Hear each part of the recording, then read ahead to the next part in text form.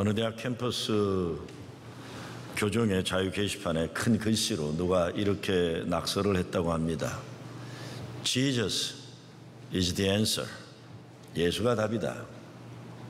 그랬더니 다음날 누군가 밑에다 이렇게 글을 달았다고 합니다. What's the question? 그랬어요. 뭐가 질문인데? 근데 그 다음날 그 밑에 댓글이 이렇게 적혀 있습니다. Life is the question. 인생 자체가 질문이다. 우리가 살아가는 인생 속에 참 많은 질문이 담겨져 있습니다. 오늘 성경 말씀에 보면 하박국 선지자가 하나님께 질문을 던지는 것이 나와요. 그가 내게 무엇이라 말씀하실는지 기다리고 바라보며 나에게 어떻게, 나의 질문에 대하여 어떻게 대답하실는지 보리라. 무슨 말입니까? 하박국 1장 전체가 질문이에요. 질문 던지는데 하나님이 답을 주실지 보겠다는 겁니다. 세상 돌아가는 꼴을 보니까 악인들이 잘 되고 의인들이 어려움을 당하는데 어찌 이러시느냐, 이런 질문입니다. 세상이 이렇게 엉망으로 돌아가는데 하나님 어떻게 가만히 계시냐, 이런 질문이에요. 하나님 말씀에 순종하고 믿음 잘 열심히 살아가는 사람들 죽으라고 고생하는데 못된 인간들은 못된 짓 하면서도 잘 사는 것 같고 돈 잘 버는 것 같은데 하나님 어떻게 가만 놔두시냐, 이렇게 기가 막힌 인생에 대한 질문을 던지는 게 1장의 이야기입니다. 하박국 선지자가 활동하던 시대는 유대민족이 하나님을 저버리고 우상을 섬긴 하나님 반역의 시대였습니다. 정치 지도자들은 말할 것 없고 종교 지도자들까지도 타락과 부패를 일삼고 있었던 시대입니다. 그것만 아니라 나라 돌아가는 상황이 불안한 상황이었어요. 정치적으로 의지했던 애굽은, 에집트는 국운이 기울었고 신흥제국 바벨론은 강대국 아수르를 멸망시키고 강력한 세력으로 등장하면서 호시탐탐 유대 나라를 넘보고 있는 겁니다. 소문이 들려오는데 바벨론이 군대를 이끌고 대군을 이끌고 유대 땅을 침략하러 올 것이라는 소문이 들려요. 이런 풍전등화의 어려운 역사적 현실 가운데 하박국 선지자는 자기의 심경을 토로하는 겁니다. 그게 3장 16절에 나와요. 하박국, 내가 들었으므로, 바벨론이 쳐들어온다는 얘기입니다. 내가 들었으므로 내 창자가 흔들렸고 그 목소리를 인하여 내 입술이 떨렸도다. 무리가 우리를 치러 올라오는 환난 날을 내가 기다림으로 내 뼈에 썩는 것들이 들어왔으며 내 몸은 내 초소에서 떨리는 도다. 온몸이 두려움으로 떨리고 뼛속까지 불안이 두려움이 떨리고 있다.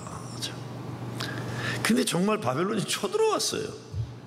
그래서 망했어요, 나라가. 유대민족이 하나님 축복의 산물로 여겼던 무화과 나무와 포도나무와 감람나무가 열매들이 다 땅에 떨어져 버렸다고 했어요. 외양간의 소들은 모두 적군에게 끌려가고 남아있는 양들은 침략자들이 다 가져먹었다는 거예요. 남은 게 아무것도 없다는 겁니다. 이게 3장의 이야기예요. 이런 기막힌 상황에서 1장은 질문을 던지는 것이고 2장은 하나님의 답을 듣는 것이고 3장은 하나님의 말씀을 듣고 난 다음에 감사함으로 드리는 믿음의 결단이 이제 17절부터 3장에 나오는 겁니다. 그래서 하박국 3장 17절 18절에 이렇게 되어 있어요. 비록 무화과 나무가 무성치 못하며 포도나무에 열매가 없으며 감람나무에 소출이 없으며 밭에 식물이 없으며 우리의 양이 없으며 외양간에 소가 없을지라도 나는 여호와를 인하여 즐거워하며, 그랬어요. 나의 구원자 하나님을 인하여 기뻐하리로다. 다 없어졌지만 하나님이 내게 말씀 주셨기 때문에 여호와를 인하여 즐거워하며 나의 구원의 하나님을 인하여 기뻐하리로다. 그런데 1장 질문과 3장 감사의 기도의 고백이 있는 그 연결점이 오늘 말씀이에요. 2장에 그게 뭡니까? 기다림이에요. 기다림. 비록 더딜지라도 기다리라. 지체되지 않고 정령 응하리라. 이것이 인생의 기가 막힌 삶의 현실의 고민, 질문과 다 없어도 여호와를 인하여 감사 기뻐하려는 이것을 연결해주는 연결점인데 비록 지체되더라도 기다리라. 정령 응하리라. 그래서 하나님의 약속을 믿고 기다리라. 비록 더딜지라도 기다리라. 그래서 기다리는 게 쉽지가 않습니다.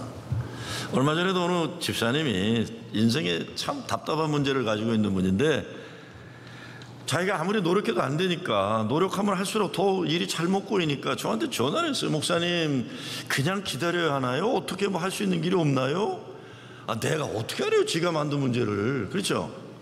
근데 오죽 답답하면 저한테 전화를 했겠어요. 자기 문제인데 나하고는 아무 관계없어요. 근데 목사라는 것 때문에 전화를 한 거예요. 목사님, 기다려야 되나요? 어떻게 할 수 있는 길이 없나요? 딱해요, 딱해. 그래서 제가, 집사님, 사람이 기다려도 안 되면 하나님이 하시도록 기다리는 길밖에 없어요. 노력해도 안 되면 하나님이 하시도록 기다리는 길밖에 없어요. 기다리세요. 멋지게 답을 줬어요. 그렇죠? 그렇잖아요. 정답 아니에요, 정답. 사람이 노력해도 안 되면 하나님 말씀 기다리라. 얼마나 멋있어요. 권위 있는 목사의 말씀 아니에요. 전화를 끊고 생각해 보니까 되게 미안하더라고요. 그 사람은 얼마나 답답하면 나한테 전화를 했겠어요. 근데 나는 멋진 정답하고는 가만히 있으면 되잖아요, 목사니까. 원래 목사는 그냥 가만히 있는 거거든요. 그렇죠? 내가 뭘 어떻게 하겠어요. 되게 미안하더라고요. 근데 야, 이게 다냐, 이게 다냐. 멋있는 정답 주면 끝나는 거예요? 그래서 어떻게 해요? 민망하지만 그냥 무릎도 안 꿇고 그냥 앉아서, 하나님, 그 사람이 얼마나 답답하면 나한테 전화를 했을 텐데 내가 줄 수 있는 답은 그것밖에 없었습니다. 하나님, 좀 어떻게 해주세요. 그래야 나도 살고 그 사람도 살 것 같은데 좀 어떻게 해주세요. 그랬어요. 하나님이 일하시도록 기다리라고 말은 했는데 하나님이 그 집안 문제 해결해 주지 않으면 저도 곤란해질 것 같은데 해주세요. 기다리는 게 얼마나 힘들어요. 기다리라고 말씀한 바로 다음 구절이 4절 끝부분에 보면 근데 이렇게 되어 있어요. 이게 이제 말씀의 묘미예요. 더디더라도 기다리라 해놓고는 3절에서 4절에서 오늘 뭐라고 합니까? 의인은 그 믿음으로 말미암아 살리라. 그렇게 돼요. 여러분 많이 들어본 얘기 아니에요? 이게 그 말씀이에요. 이게 그 말씀이에요. 야, 기다려. 근데 그렇게 끝나면 이거 맹랑해지니까 4절에서 오직 의인은 믿음으로 말미암아 살리라. 믿음으로 말미암아 살리라. 자연의 계절에도 봄, 여름, 가을, 겨울이 있듯이 우리들의 인생에도 계절이 있습니다. 그 계절 중에 겨울이 참 힘들잖아요. 어려움 당하고 시험 빠짐에 들고 우리들이 계획하고 뜻한 걸 이루어줘야 되는데, 가을이 되었으면 열매와 결실을 맺어야 정상인데 가을이 지나도 열매도 없고 결실도 없는데 괴로운 겨울이 있어요. 우리에게 기도도 열심히 하고 신앙생활 뭐 특별한 잘못한 것도 없이 애를 썼는데 어려움 당하고 고난을 당할 때가 있어요. 우리에게 닥쳐오는 신앙의 겨울 어떻게 견뎌야 됩니까? 하박국 선지자가 들은 하나님의 말씀은 비록 더딜지라도 기다리라. 지체되지 않고 정령 응하리라. 이 묵시는 정한 때가 있나니 그 종말이 속히 이르겠고 결코 거짓되지 아니하리라. 비록 더딜지라도 기다리라. 지체되지 않고 정령 응하리라. 때로 우리들이 원하는 내용과 시간에 맞춰서 이루어지지 않을 때가 참 많아요. 하나님이 뜻이 있어서 그러신다는 것입니다.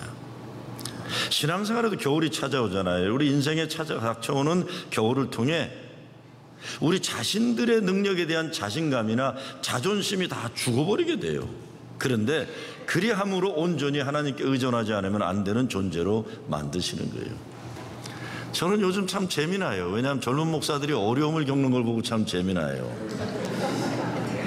어제도 답답하고 어려운 문제 있는 목사가, 목사님 어디 계세요? 그래서 내가 어디 있는 게 무슨 상관이냐 그러고 싶은데 어디 계세요? 아무 말 안 했더니 그냥 사무실로 왔더라고요. 사무실로 왔어요. 목사님 저 어떻게 해요? 그냥 고생해라. 난 너무 좋다 너 고생하는 거 보니까. 응? 목사님 어떻게 해요? 야, 고생해야 나중에 크게 된다. 난 너무 좋다 너 고생하는 게. 더 울어라. 그래서 더 울어라. 더 더 울어라, 더 울어라. 목사님 어떻게 해요? 더 울어라. 솔직한 심정이에요. 왜? 내가 할 수 없는 걸 깨닫는 순간이 올 때 하나님이 나를 들어서시는 역사에 그 은혜가 더 큰 거예요. 아이고, 지난주에도 이메일을 하나 받았어요. 목사님, 전화를 드리려 했는데 전화 드리면 그냥 엉엉 울 것 같아서 이메일을 드립니다. 목사님, 저 드디어 이번 주 펜실바니아 연회에서 정회원이 되었습니다. 기세가, 야, 수고했다. 사고 치지 말고 잘해라. 그리고 이메일 보냈어요.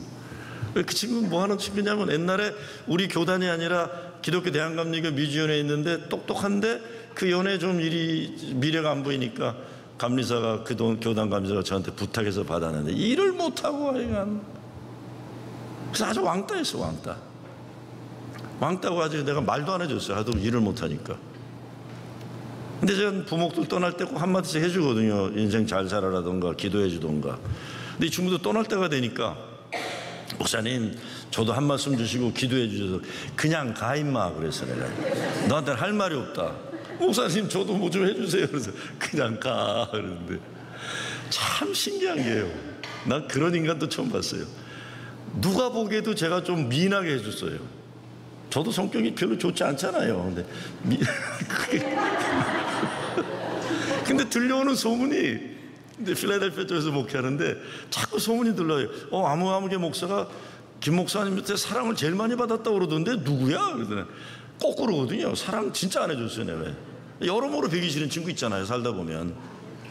근데 이 친구는 어디 가서라도 저한테 사랑받았다고 하고 다니는 거예요. 놀라운 거는 목회를 잘하더라고요. 그래서 제가 한번 만나서 그랬어요. 너 목회 잘하는구나. 내가 그랬어요. 그거 참 신기하다. 그러더라고요. 근데 이 친구는 꼭 진짜 제가 구박했는데도 그렇게 자랑스럽게 여기고 그랬어요. 아, 진짜 고생했거든. 근데 제가 그랬죠. 한번 만나서, 야, 기다려라. 너 다른 길이 없다. 그냥 기다려라. 근데 진짜 정회원이 됐더라고요. 그 연애 감독님이 제가 처음에 왔을 때 우리 교회로 왔었어요. 이 얼반 미니스트리 세련 때문에 뉴저지, 필라델피아, 텍사스, 시카고, 뉴욕 감독 다 왔을 때 거기 어느 어려운 목사님 정회원 해준 거 제가 고맙다고 칭찬을 해드린 적이 있어요. 여자 감독인데 이 감독이 정회원을 많이 시키더라고요. 야, 참 얼마나 기쁠까. 그 친구가 그렇게 담임 목사한테 구박당하다가 무시당하다가 내가 감동해. 근데 나도 긴 말하면 눈물 날 것 같아서 축하한다, 사고 치지 마라를 끊고 말았어요.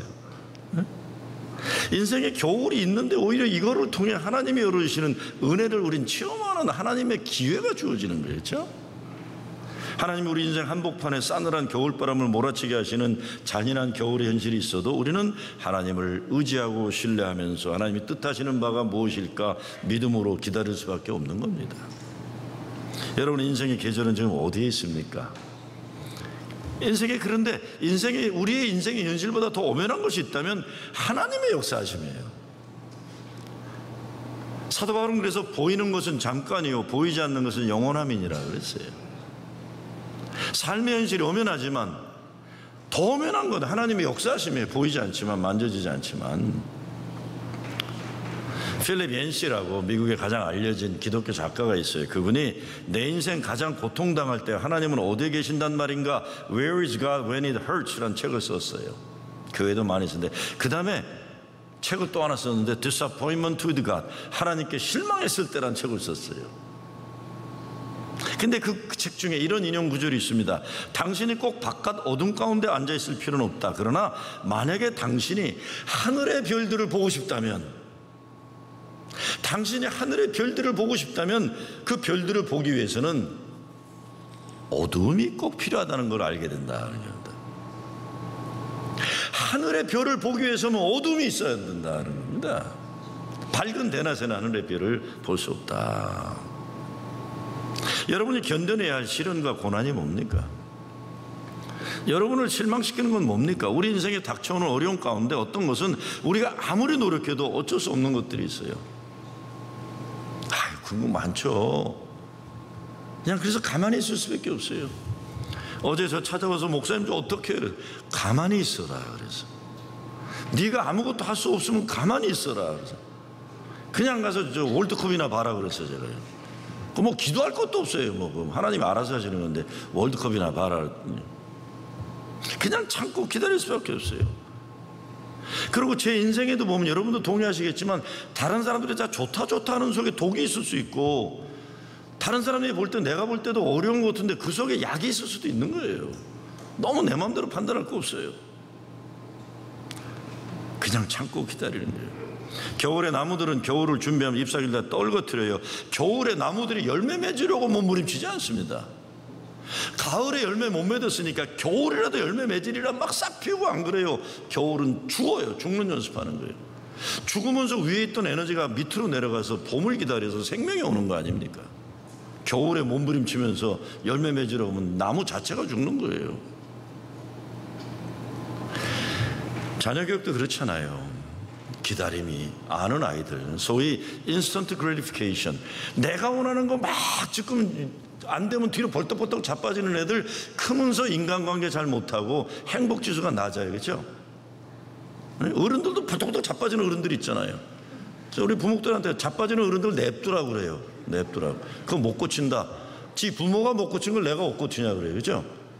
근데 어린애들 중에도 딜레이드 그래티피케이션, 애들 중에도 보면 기다릴 줄 아는 아이들이 있어요. 이런 애들 인간관계 잘하고 커서도 행복지수가 높아요. 사람이 되어가는 것은 인생의 겨울을 지나가면서 되어가는 겁니다. 그래서 젊어서 고생은 돈 주고도 못한다는 말이 그 말이에요. 정말 그렇다고 저는 생각해요. 애들 교육도 아이들 원하는 대로 자기들 좋은 대로 사는 것 하는 것 훗날 후회할 일 많이 생겨요. 전 정말 그렇게 생각해요. 이민교회 문제 중에 하나가, 이게 이민교회가 좀 살만해지니까 애들을 너무 막 이래요. 뭐 맛있는 거 먹이려고 그러고 뭐 손 하나 까딱 못하게 막 그냥 우리 자식 최고인 양 그러고 있어요. 그냥 돈으로 도배질하면서 뭐 하려고 자꾸 그러고. 제가 작년에도 말씀드렸지만 초등학교 3학년만 되면요 못질 시켜야 돼. 교회 와서요. 중학교 1학년만 들어가면 교회 페인트 시켜야 돼. 그렇죠? 우리 다 했잖아요. 한국에서 학교 청소 직접 했잖아요. 그 톱밥 갖다가 톱밥으로 마루 이렇게 그랬잖아요. 아니 우리 했는데 왜 우리 새끼들은 못 시켜요? 그렇죠? 교회 청소 다 시켜야 돼요. 3학년만 되면. 고등학생들 되면 진짜 이제 마주 막 뭐 노력봉사 시켜야 돼요. 그냥 대굴대굴 굴려야죠. 그거 왜 자꾸 사주고 이러려고 그래 애들을. 제가 작년에 김준우 목사하고 조 다니엘 목사한테 한번 뭐라고 그랬어요. 나 영어권 목회도 필요 없고 청년 공동체 필요 없다고 그랬어요. 지들끼리 먹고 즐기는 공동체 내가 왜 신경을 써야 돼요? 그렇죠? 아니 그렇잖아요. 젊은 것들 그렇지 않아도 신나는데 왜 늙은 내가 걔들을 위해 살아야 돼요? 그렇죠?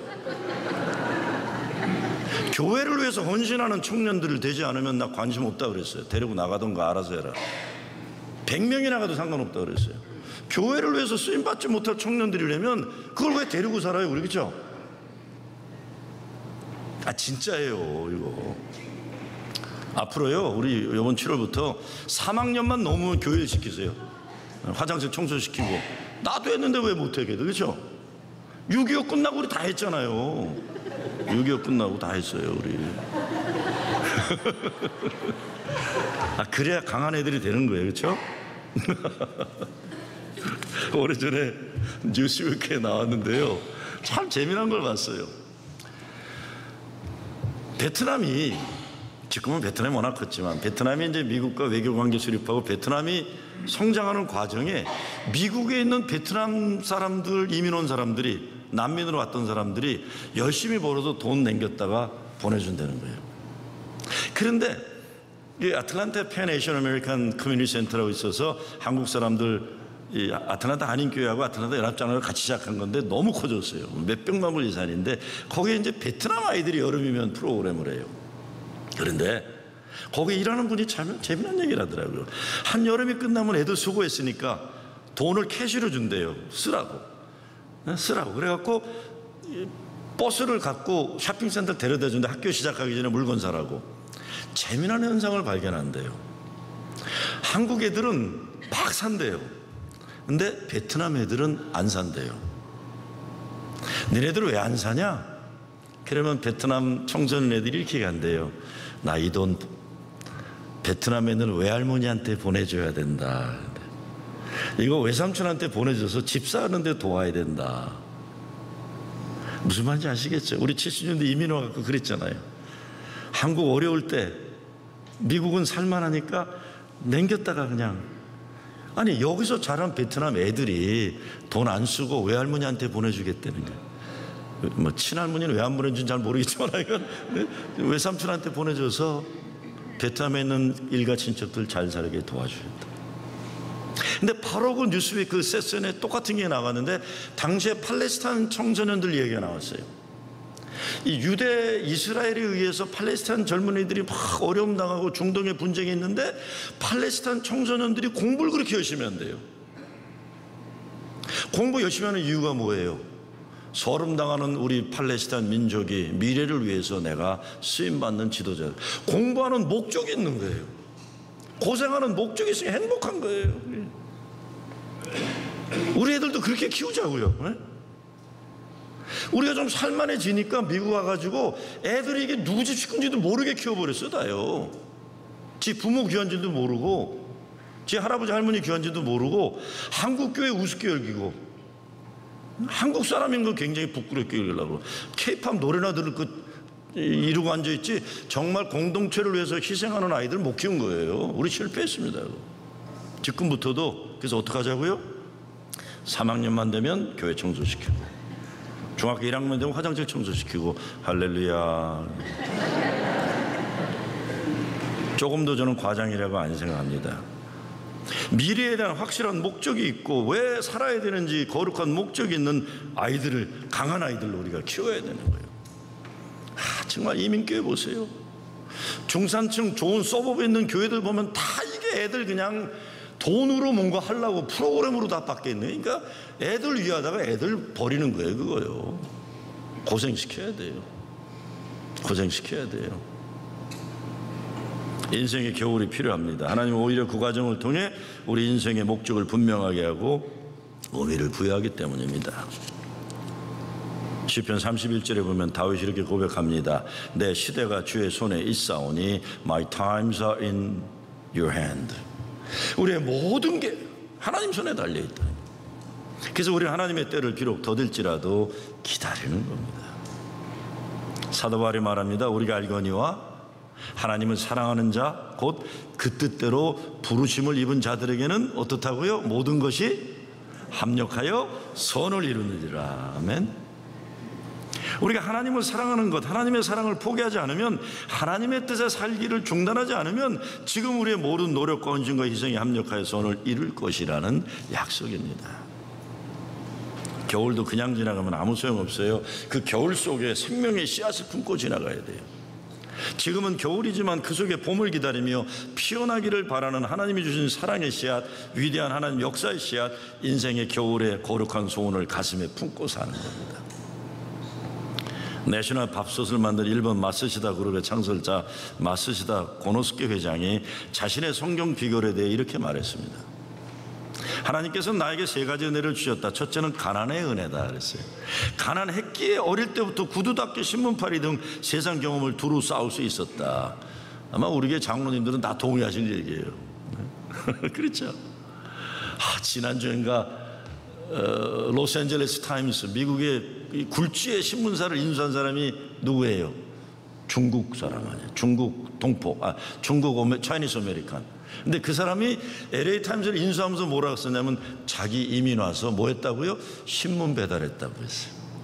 자기 신문 배달을 했기 때문에 신문이 너무 귀해서 LA 타임스를 인수한 거예요. 성공해서.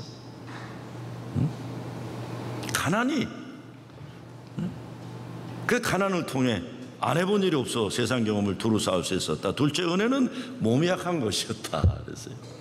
약했기 때문에 어릴 때부터 음식을 조심하고 운동에 힘써서 늙어서도 건강할 수 있었다. 셋째 은혜는 초등학교도 졸업하지 못한 것이었다 그랬어요. 셋째 은혜가 9살 때 초등학교를 중퇴했다. 배우지 못했기 때문에, 이게 중요합니다. 배우지 못했기 때문에 세상 사람들을 모두 나의 스승으로 삼아 언제나 배우는 일에 게으르지 않았다 그랬어요. 얼마나 겸손한 사람이에요. 그래서 그는 누구보다 성공한 인생을 96세까지 살았다는 거예요. 여러분에게 하나님이 여러분이 품고 기다리기를 바라는 인생에 어떤 씨앗들이 있습니까? 아마 우리가 어떤 일을 하나님이 원하시는 줄 알면서도 못한다면 조건이 나쁘거나 실력이 없어서가 아닐 거예요. 우리가 하나님의 뜻에 순종하지 못하기 때문일 겁니다. 하나님을 신뢰하는 믿음이 약해서일 거예요. 그렇다면 어떤 마음으로 기다려야 합니까? 하나님 우리를 준비시키기 위해 기다림을 허락하실 때가 있다는 걸 생각해야 되는데 하나님은 준비시키면서 시험하시기도 하세요. 이것이 하나님이 이스라엘 백성 40년 통해 하신 일이에요.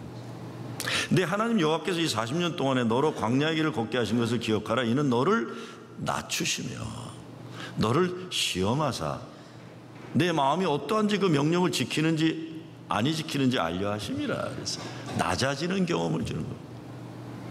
하나님의 응답이 지연될 때가 있는데 기도의 응답이 속지 않을 때가 있는데 이럴 때 어떻게 됩니까? 성경에서는 4가지 하지 말라고 하는 게 있어요. 이럴 때 어려울 때 하지 말아야 되는 거.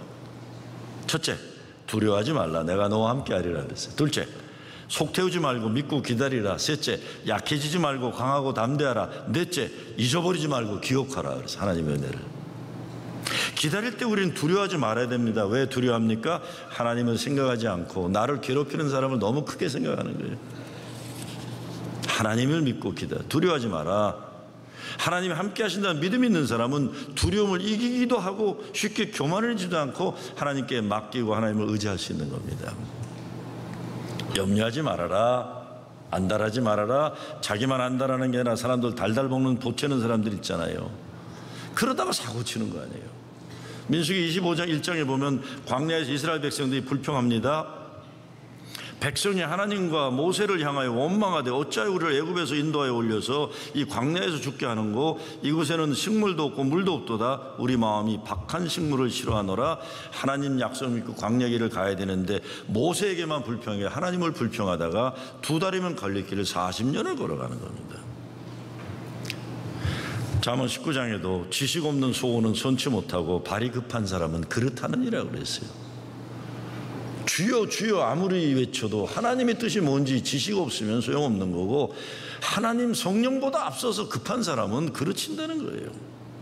사람이 미련함으로 자기 길을 굽게 하고 마음으로 여호와를 원망하니라. 하나님의 뜻에 순종하고 그래서 감사할 수 있고 넉넉할 수 있는 마음이죠. 믿음의 조상 아브라함도 기다리지 못했다 사고 치잖아요. 사라를 통해 아들을 주겠다 그러는데 못 기다리니까 괜히 난리치다가 사라의 몸종 하갈 사이에서 이스마엘을 낳아가지고 그 민족이 평생 형제간에 왼수를 만드는 사고를 저지게 된 거예요. 기다릴 줄 몰랐던 거예요. 약해지지 말아야 됩니다. 어려울 때일수록 기다려도 이루어지지 않을 때일수록 우리는 더욱 실망하지 말고 믿음으로 견고하게 서야 돼. 그래서 갈라디아 6장에 우리가 선을 행하되 낙심하지 말지니 피곤하지 아니하면 때가 이름에 고두리라. 교만하다고 여러분들 말씀하시면 할 말이 없지만 저는 요즘에 그래도 내가 살아온 인생에 열매들이 있는 걸 보면서 얼마나 감사한지 몰라요.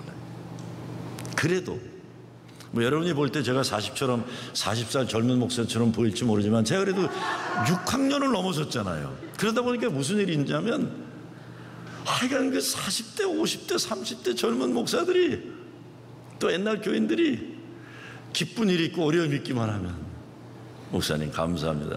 저도 좀 재미나요. 그래갖고 그렇다고 뭐 넥타이가 들어오는 것도 아니고 뭐 초콜릿이 들어오는 건 아니지만 야 네가 이렇게 됐니.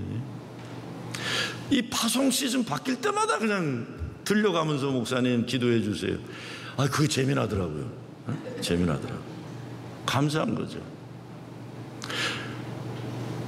우리가 선을 행하되 낙심하지 말지니 피곤하지 아니하면 때가 이름에 거두리라. 예수님은 누가복음 18장에서도 항상 기도하고 낭망치 말아야 할 것을 저에게 비유로 하셨어요. 시편에도 우리 입술에서 낙심을 제거하라고 합니다. 자꾸 입술에 낙심 불평을 담아주고 제거시켜라. 감사와 기쁨을 찬양의 노래를 불려라. 잊어버리지 말고 아까 우리 2부 성가대 시편 40편 노래 불렀잖아요. 여호와를 앙망하는 자 새 힘을 얻으리니 독수리의 날개치며 올라간 같을 것이다. 다른 박제라 해도 피곤하지 아니하겠고 걸어가도 피곤치 아니하리라.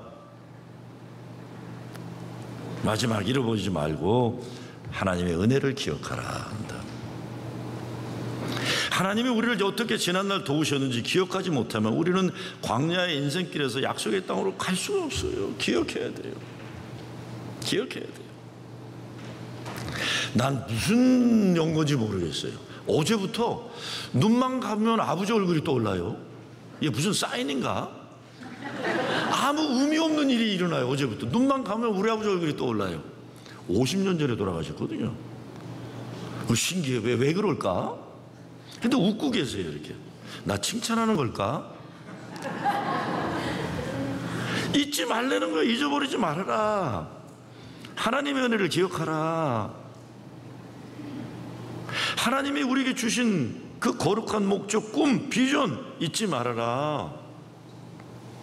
하나님 우리를 얼마나 사랑하셨는지 그 은혜를 기억해야 된다. 하나님은 능력의 하나님을 기억하는 거예요. 이스라엘 백성이 광야에서 가졌던 가장 큰 문제 중 하나는 하나님의 역사를 쉽게 망각한 거예요. 우리가 살면서 약해지고 두려워질 때 하나님 사랑과 은혜를 망각해서 그러는 거예요. 난 지금도 한번 이번 주 좀 생각해 볼래요. 왜 우리 아버님이 20명도 안 되는 교회에서 웃으면서 설교하던 사진이 있는데 그게 자꾸 떠올라요.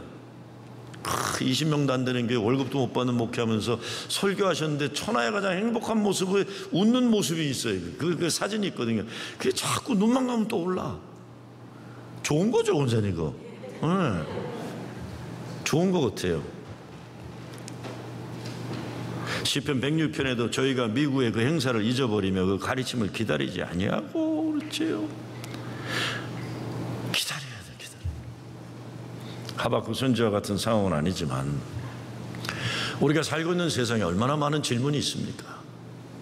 어떤 때는 질문 때문에 우리가 짓눌려 가지고 미래에 대한 소망을 잊어버릴 때가 많아요. 삶의 현실이 어려우니까. 이 시대의 역설적인 모순이란 글을 쓴 밥 모헤드란 분이 한 분 있어요. 그분이 쓴 글인데 우리들의 질문을 한번 생각하면서 들어주시기 바랍니다. 우리 시대의 역설적인 모순이란 건물들은 높아졌지만 인격은 더 작아졌다는 거다. 고속도로는 넓어졌지만 시야는 더 좁아졌다. 소비는 많아졌지만 더 가난해지고 더 많은 물건을 사지만 기쁨은 줄어들었다. 집은 커졌지만 가족은 적어졌고 더 편리해졌지만 시간은 더 없다. 학력은 높아졌지만 상식은 부족하고 지식은 많아졌지만 판단력은 모자른다. 전문가들은 늘어났지만 문제는 더 많아졌고 약은 많아졌지만 건강은 더 나빠졌다. 너무 분별 없이 소비하고 너무 적게 웃고 너무 빨리 운전하고 너무 성급히 화를 낸다. 너무 많이 마시고 너무 많이 피우며 너무 늦게까지 깨어있고 너무 지쳐서 일어나면 너무 적게 책을 읽고 텔레비전은 너무 많이 본다. 그리고 너무 드물게 기도한다. 가진 것은 몇 배가 되었지만 가치는 더 줄어들었다. 말은 너무 많이 하고 사랑은 적게 하며 거짓말은 너무 자주 한다. 생활비를 버는 법은 배웠지만 어떻게 살 것인가는 잊어버렸고 인생을 사는 시간은 늘어났지만 시간 속에 삶의 의미를 넣는 법은 상실했다. 달에 갔다 왔지만 길을 건너가 이웃을 만나는 길은 더 힘들어졌다. 외계를 정복했는지 모르지만 우리 안의 세계는 잃어버렸다. 공기는 정화한다고 하지만 영혼은 더 오염됐고 핵 원자는 쪼개지만 인종차별은 없애지 못한다.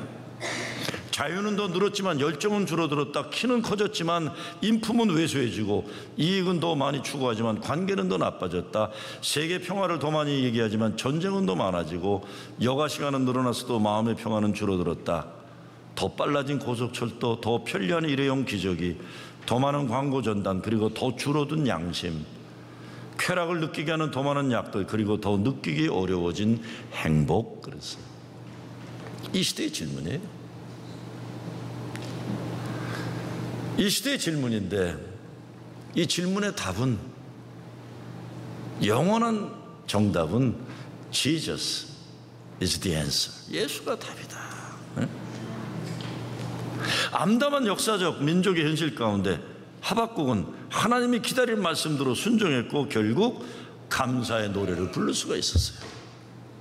이거면 되는 거 아니에요. 이거면 더욱 기다린 가운데 하나님이 이루어주시는 최고 최선의 은혜와 축복을 누린 여러분 되시길 주의 이름으로 축원합니다.